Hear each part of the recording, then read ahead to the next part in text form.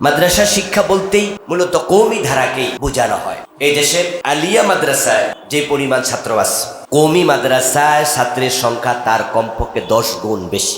যেই পরিমাণ আলিয়া মাদ্রাসা আছে, কওমি মাদ্রাসার সংখ্যাও কমপক্ষে 10 গুণ বেশি। এটা কমে বলেছি। আমাদের ঢাকা শহরে কামিল মাদ্রাসার সংখ্যা 8 থেকে 10টা, আর দাওরা মাদ্রাসা হবে কমপক্ষে 100টা, তাহলে 10 গুণের বেশি। আমাদের আলিয়া মাদ্রাসার ক্লাসে এমন কামিল মাদ্রাসা আছে যেখানে কামিলে ভর্তি হয়েছে মাত্র 30 জন 40 জন, আর দাওরা মাদ্রাসা এমন আছে শুধু দাওরাতে আছে 1500 জন এক মাদ্রাসা। আপনি যাত্রাবাড়ি মাদ্রাসা যেটা আছে মাহমুদুল হাসান সাহেবের, খবর নিয়ে দেখেন যে এক ক্লাসে 1200, 1300, 1500। এইভাবে যদি 100 মাদ্রাসা থাকে তাহলে কোনোটাতে 300, 500, 1000, 250 বিভিন্ন রকম। এই মাদ্রাসার মূল ধারা যেটা, এটা কওমি মাদ্রাসা। এই জন্য আমাদের ওস্তাদরা যারা, তারাও কিন্তু অধিকাংশ কওমি। এই যে মাদ্রাসা জামিয়া কাসেমিয়া, তামিরি মিল্লাত, সারসিনা, দারুন নাজাত, এই আলিয়া মাদ্রাসা আমাদেরকে যে হাদিসের সনদ দেয়া হয়, আমাদের হাদিসের সনদে আমাদের 1 থেকে 2 জন ওস্তাদের পরে 3য় বা 4র্থ ওস্তাদ কওমি মাদ্রাসা। আমার সনদও তাই। মাহমুদুল হাসান দেওবন্দি রাহেমাহুল্লাহ আমার সনদে 3য় নাম্বার ওস্তাদ। এই যে কওমি মাদ্রাসার যে অঙ্গনটা এই দেশে চালু হলো ইসলামী শিক্ষা দ্বারা, ওরা আবার অর্থনীতি, সমাজনীতি, শিক্ষানীতি, কম্পিউটার, ইংরেজি, অঙ্ক এগুলোকে তাদের সিলেবাসে রাখিয়ে নেয়। তারা সিলেবাস বানাইলো নাহু সরফ, তারা সিলেবাস বানাইলো আকাইদ, তারা সিলেবাস বানালো ফিকহ, তারা সিলেবাস বানাইলো কোরআন, তারা সিলেবাস বানালো হাদিস, এবং এমনভাবে সাজাইলো যে এখান থেকে একজন ইঞ্জিনিয়ারের জন্ম কোনোদিন হবে না, একজন ডাক্তারের জন্ম কোনোদিন হবে না, একজন ভালো আপনার ভূবিজ্ঞানী, রাষ্ট্রবিজ্ঞানীর জন্ম হবে না, কারণ সিলেবাসে এটা নেই। আমার প্রশ্ন, কোরআনে কি রাষ্ট্রবিজ্ঞান নাই? কোরআনে কি অর্থনীতি নাই? কোরআনে কি চিকিৎসা বিজ্ঞান নাই? তো এখানে সিলেবাস থেকে কেন আপনার ভূতত্ত্ববিদ তৈরি হবে না? এখান থেকে লেখাপড়া করে কোরআন হাদিসের সিলেবাস থেকে পড়ে কেন অর্থনীতিবিদ তৈরি হবে না? এখানে ইবনে সিনা জন্ম নিয়েছিল, এখানে আল খাওয়ারিজির জন্ম হয়েছিল, এখানে আল কিন্দির জন্ম হয়েছিল। যদি মাদ্রাসায় পড়ে কোরআন হাদিস পড়ে, একসময় তো ইসলামী শিক্ষার একটাই ধারা ছিল। আজ থেকে 300-500 বছর আগে যান, 2টা শিক্ষা ব্যবস্থা ছিলই না।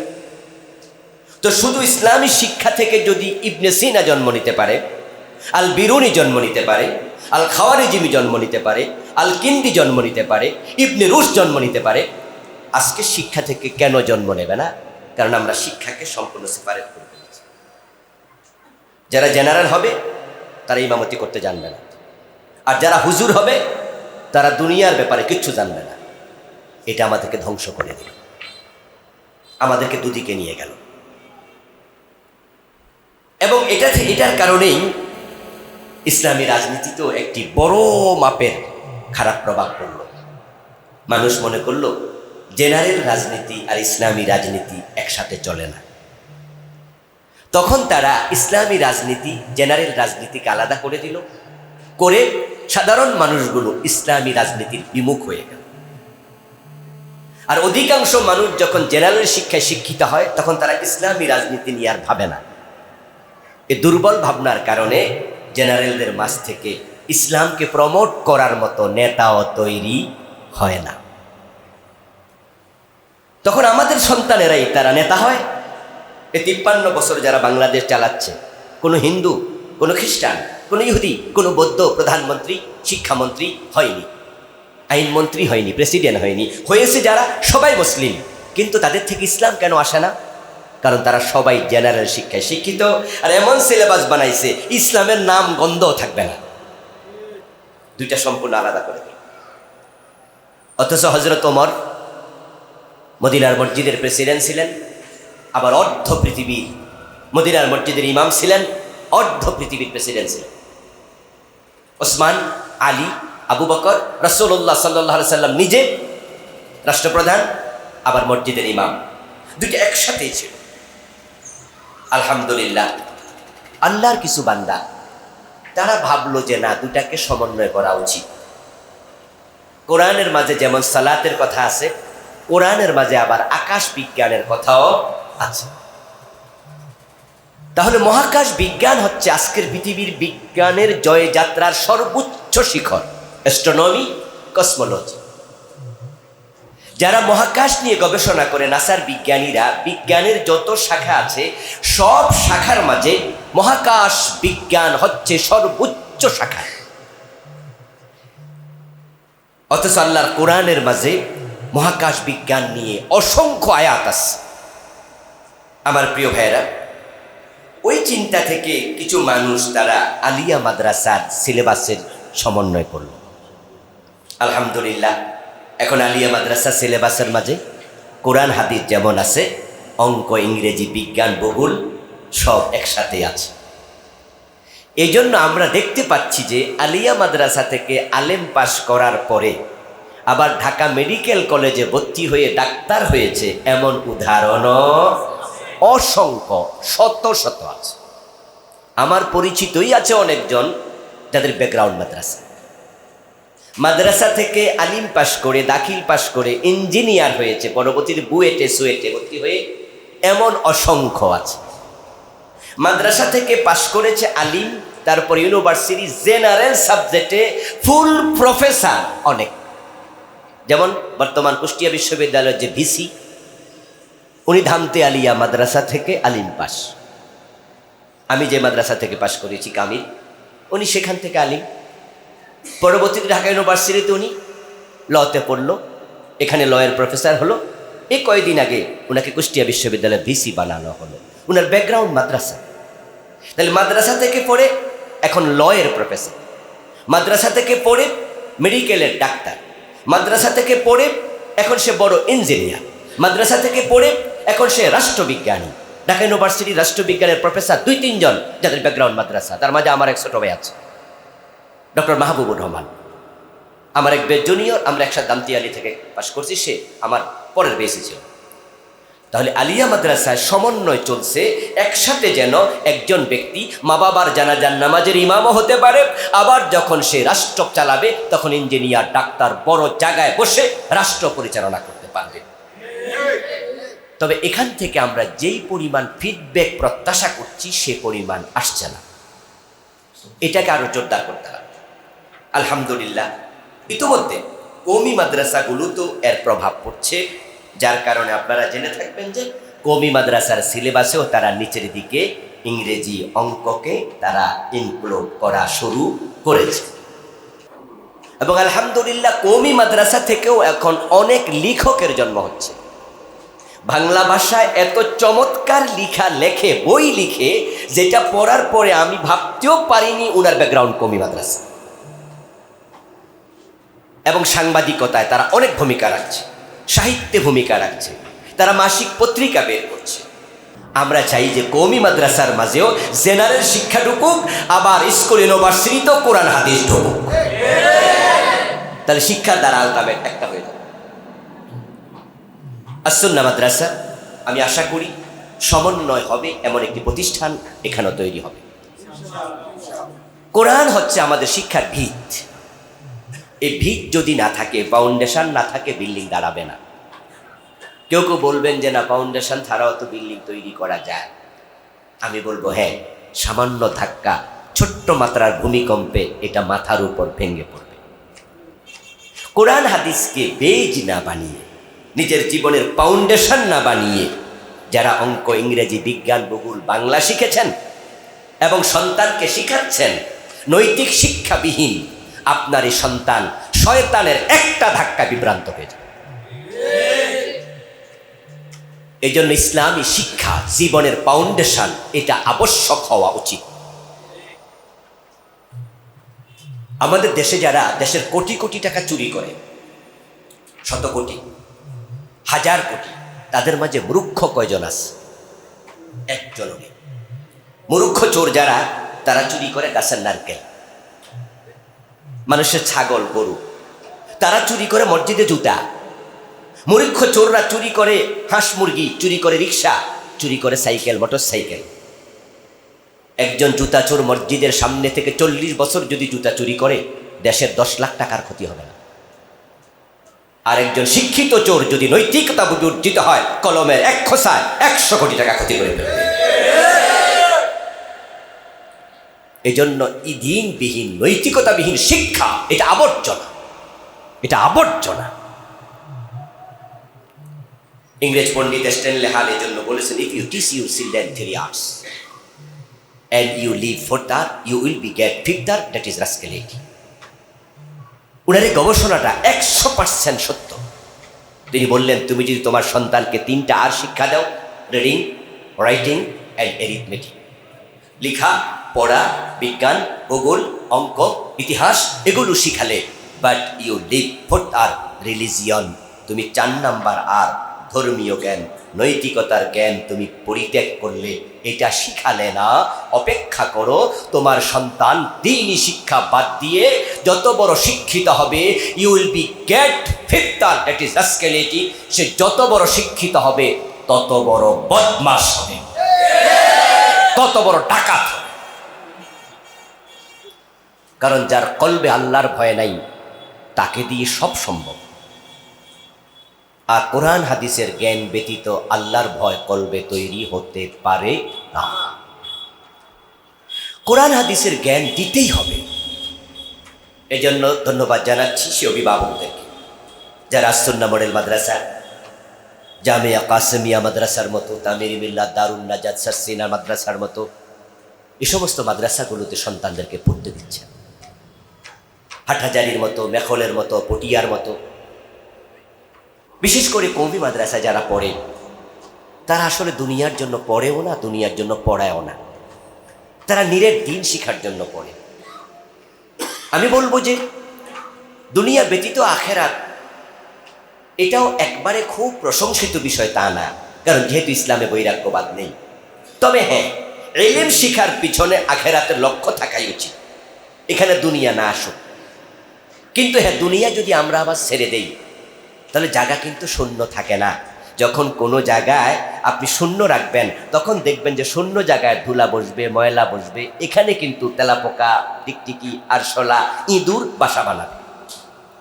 তো আপনি যখন দুনিয়াকে নিজের জীবন থেকে সরাইয়া দেবেন, তখন তো ডেফিনেটলি যারা দুনিয়াদার তারা সেটা দখল করে নিয়ে যাবে।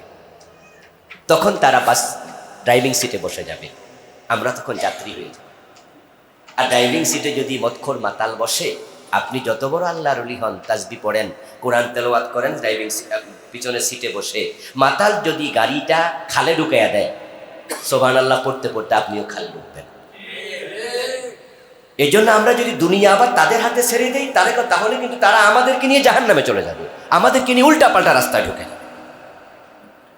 আপনাদের প্রতি অনুরোধ থাকবে, সন্তানদেরকে ইসলামী শিক্ষাটা কনফার্ম করুন, তারপরে এবার আপনি অন্য অন্য শিক্ষায় শিক্ষিত করুন, কোনো অসুবিধা নেই। আল্লাহ তাআলা আমাদের সকলকে কোরআনমুখী জিন্দেগি গঠন করার তৌফিক দান করুন। এই প্রতিষ্ঠানের জন্য দোয়া করছি, আল্লাহ এই প্রতিষ্ঠানটাকে বাংলাদেশের অন্যতম সেরা প্রতিষ্ঠানে উপনীত করে দিন। আপনারা এর সাথে সম্পৃক্ত থাকবেন।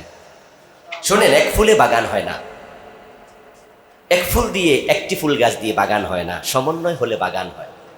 একজন ব্যক্তির পক্ষে একাই অনেক কিছু করে ফেলা সম্ভব না।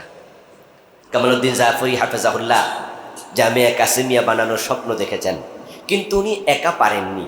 এখানে সভাপতি ছিল, সেক্রেটারি ছিল, সমন্বয়ক ছিল, সহযোগী ছিল, শিক্ষকরা ছিল, ছাত্ররা ছিল, সবাই মিলে একটি বাগান তৈরি হয়েছে, একা তো হয় না। এখানেও আমাদের ছোট ভাই খাইরুল শুরু করেছে। যদি আপনারা মনে করেন যে সে একা করবে, একটি ফুল গাছ দিয়ে বাগান হবে না। সে ফুল গাছ যদি গোলাপ ফুলও হয়, ওটা বাগান কেউ বলবে না, তার সাথে আপনাদের সম্পৃক্ততা লাগবে। আর আপনারা যদি আল্লাহর জন্য, ইসলামের জন্য আপনি একটু সম্পৃক্ত হলে, একটু ধাক্কা মারেন, তাহলে ভালো কাজের সাদাকায়ে জারিয়া সওয়াব আপনার আমলনামায় যোগ হতে থাকবে। এই প্রতিষ্ঠানে যারা আসবে, নিশ্চয়ই তারা আলিফ বা তাসা শিখবে। 1 বছর 6 মাস পড়ার পরে তারা কিন্তু সূরা ফাতিহা মুখস্থ পারবে। এই বাচ্চাগুলো 2 বছরের ব্যবধানে আল্লাহর কোরআন রিডিং করবে। আপনার একটু সহযোগিতার কারণে এই বাচ্চা কোরআন পড়ে যত সওয়াব পাবে, আল্লাহ সাদাকায়ে জারিয়ায় আপনাকেও ঠিক সমান অংশীদারিত্ব দিতে থাকবেন। এর সুযোগটা এই প্রতিষ্ঠানে আছে। এখানে নাচ শেখানো হবে না, এখানে হারমোনিয়াম শেখানো হবে না, ডেফিনেটলি এই প্রতিষ্ঠানে সুদ কষার অঙ্ক শেখানো হবে না। এখানে যদি 5 জন বাচ্চাকেও পড়ানো হয়, 5 জনকেই কোরআন এবং সুন্নাহর আলোকে পড়ানো হবে। ভালো কাজে তাআওয়ানু আলাল বিররি ওয়াত তাকওয়া ওয়া লা তাআওয়ানু আলাল ইসমি ওয়াল উদওয়ান। আজকে যে আমিও এখানে এসেছি খাইরুল দাওয়াত দেওয়ার পর, আমি ভাবছিলাম যে কখন দাওয়াত রাখি, কোন সময় মিলাই। সেও বলল যে ভাই দেখেন তো কখন পারেন। আমার ব্যস্ততাও নেই, যেমন আজকে জোহরের পরে মাহফিল, রাতে আবার মাহফিল, কালকে সকালে ক্লাস, গত রাতে এসেছি অনেক রাতে মাহফিল থেকে, জুমা পড়ালাম, এতর ভিতরে সময় কোথায়। কিন্তু ভাবছিলাম যে একটা মাদ্রাসার উদ্বোধন, এমন একটি চমৎকার কাজে নিজেকে সম্পৃক্ত কিভাবে করা যায়। তারপরে ডায়েরি হাতে নিয়ে অনেক ঘেটে ঘুটে আজকে সময়টা বের করেছি শুধু আল্লাহর ওয়াস্তে। কারণ এমনও তো হতে পারে যে এই প্রতিষ্ঠানটা একসময় মহাবৃক্ষে পরিণত হবে, মহিরুহে পরিণত হবে। আমার এই ধাক্কা যদি এটা এগিয়ে যায়, তাহলে সাদকায়ে জারিয়ার অংশীদার তো আমিও হতে পারবো। ঠিক একই নিয়তে আমরা সবাই কি সম্পৃক্ত হতে পারবো না ইনশাআল্লাহ? সন্তান দেবেন, পরামর্শ দেবেন, বুদ্ধি দেবেন, অর্থনৈতিক কোনো হেল্প লাগলে সেটাও করবেন। একটি কাজে আটকা পড়ে গেছে, 1 লাখ টাকা দরকার, আপনি হাওলাত দেন, সে আপনাকে টাকাটা আবার ফিরিয়ে দেবে। আপনি সওয়াবও পেলেন, টাকা সাদাকা করলে 10 গুণ সওয়াব, ইবনে মাজার হাদিস। আর হাওলাত দিলে 18 গুণ সওয়াব। সওয়াব পেয়ে গেলেন 18 গুণ, টাকাটাও ফেরত পেলেন, মাঝখান দিয়ে তার প্রতিষ্ঠানটা গেছে। এই জন্য আমাদের যার যতটুকু সামর্থ্য আছে, আমরা আমাদের সাধ্য দিয়ে এই প্রতিষ্ঠানকে এগিয়ে নিতে চাই, এগিয়ে দিতে চাই। আল্লাহ যেন আমাদেরকে তৌফিক দান করে। আবারও বলি আমিন। মাদ্রাসা কোরআনের ঘর। মাদ্রাসা বললেই আমরা বুঝি যে এখানে আল্লাহর কোরআনের শিক্ষা দেওয়া হবে। আর আমরা জানি যে কোরআন এমন একটি কিতাব, যে কিতাবের সাথে আমাদের দুনিয়া আখিরাতের মুক্তি সমৃদ্ধি জড়িত। এ কোরআন হেদায়াতের একমাত্র কিতাব। এর সাথে সম্পৃক্ত হওয়া প্রত্যেক মুমিন নরনারীর জন্য ফরজ।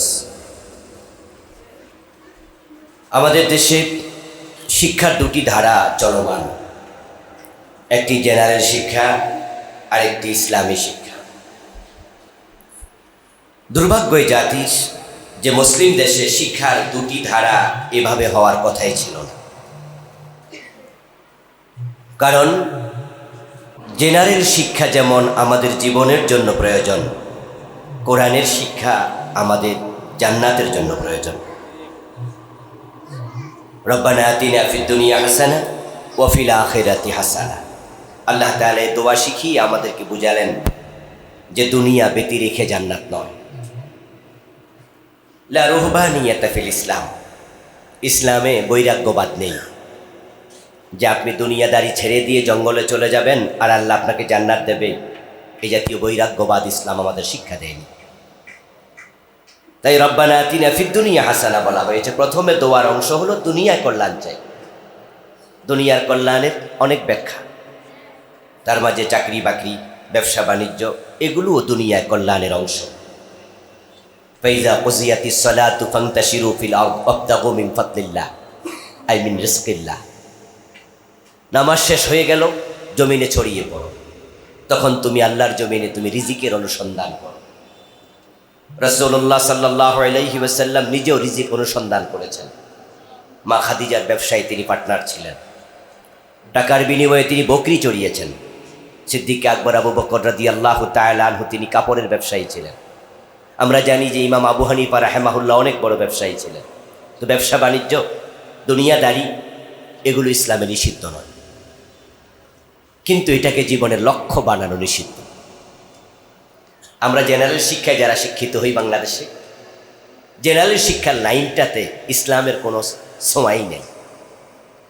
ওরা এমনভাবে তাদের সিলেবাসকে সাজিয়েছে, অনার্সে মাস্টার্সে এমন সাবজেক্ট আছে যেখানে ফার্স্ট ইয়ার থেকে লাস্ট ইয়ার পর্যন্ত আল্লাহর কোরআন এবং রাসূলের হাদিসের ব্যাপারে একটা নাম্বার নাই।